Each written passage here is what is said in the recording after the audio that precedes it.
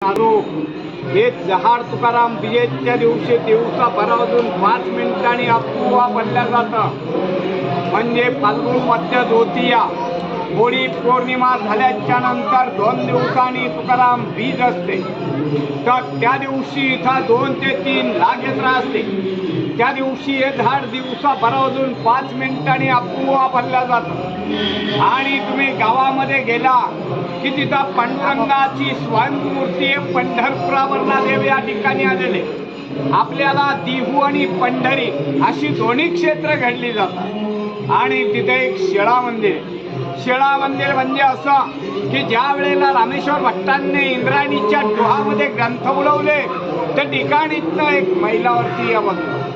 परंतु तिथले शिळा ज्या शिळेवरती तुकाराम महाराजांनी 13 दिवस पोषण केलं आणि 13 दिवसानंतर जे ग्रंथ कोरड्याच्या कोरडे वरती आले ते ग्रंथ आणि त्या शिळेची स्थापना मोठ्या मंदिरामध्ये केलेली आहे. आणि इथनं एक 3 मैलावरती एकांतात भजन करण्यासाठी जात होते. तो भंडारा डोंगर इथनं 3 मैला यावं. आणि हे म्हणजे तुकाराम महाराजांचं वैकुंठ स्थान.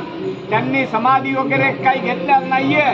देहासहित वैकुंठाला गेलेत आणि वैकुंठावरनं 3 वेळा परत आले. तर संताजी जगणाऱ्यांसाठी कसे आले? संताजी जगणारे म्हणजे तुकाराम महाराजांचा उजवा हात असता.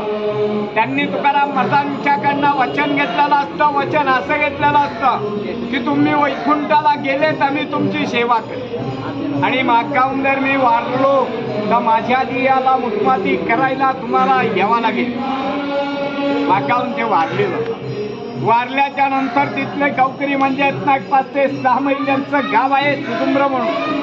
तर तिथले गावकरी खड्डा वगैरे खणतात, प्रेत काढायचा प्रयत्न करतात. प्रेत काही काढले जात ही अफवा पडली. ज्या वेळेला तुकाराम महाराज वैकुंठावरनं खाली येतात आणि एक बंजाळभर माती लागतात त्याच वेळेस ते प्रेत काढले जातात. तसेच ते निळोपर आहे. या झाडाखाली बसून 42 दिवस पोषण करतात. तर त्यांचे 42 दिवस पोषण पूर्ण झाल्याच्या नंतर त्यांना स्वतः पांडुरंग भेटतात. तर ते पांडुरंगाला अभंगाद्वारे असे म्हणतात, येथे तुझा लागी बोलाविले कोणी प्राचुल्या वाचून आलाशी का? निळा म्हणे आम्ही न ओळखीचे देवा तुकयचा धावा करत. मी तुकाराम महाराजांचा धावा केलेला आहे, तुझा धावा केलेला नाहीये. तुला मी ओळखत नाहीये, तू इथे आला कस? असे निळोपर आहे पांडुरंगाला म्हणतात. नंतर पांडुरंगाला प्रश्न पडतो. तुकाराम महाराजांना वैकुंठावरनं खाली पडवतात.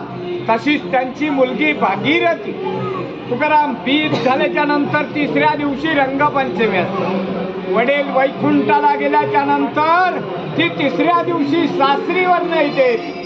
वडील बिगर विचारता वैकुंठाला जातात म्हणून ती आपल्या देहाचा त्याग करून आत्महत्या करायचा प्रयत्न करते. तर त्यावेळेला आत्महत्या करायचं साधन म्हणजे इंद्रायणीच्या डोहामध्ये उडी मारणे. तर ती इंद्रायणीच्या डोहामध्ये उडी मारते. उडी मारल्याच्या नंतर पांडुरंग स्वतः मत्स्य अवतार धारण करतात आणि तिला ते वरचेवर तारतात. तारल्याच्या नंतर रंगपंचमीच्या दिवशी मुलीची आणि तुकाराम महाराजांची भेट होते. बस मी तुकाराम महाराजांच्या घराण्यातला इथला पुजारी. माझी स्वतःची 10वी पिढी चालू आहे. इथे तुकाराम महाराजांना पांडुरंगाला नैवेद्य करून रोज सकाळी महापूजा केल्या जाते. काय आपली इच्छा असली दक्षिणा दिले तर घेतली जाते, नसले तर जबरदस्ती नाहीये. तर त्यांचा शेवटचा भंग जाते वेळेचा असा आहे, आम्ही जातो तुम्ही कृपा असू द्यावी सकळा सांगावी विनंती माझी. वाढ वेळ झाला उभा पांडुरंग वैकुंठा श्रीरंग बोलावितो. अंतकडे वेठू अंबासी पावला कुडी वैत्त झाला गुप्त तुका. बोला तुकाराम महाराज की जय. काय इच्छा असली यथाशक्ती नैवेद्यासाठी दक्षिणा देऊन जा.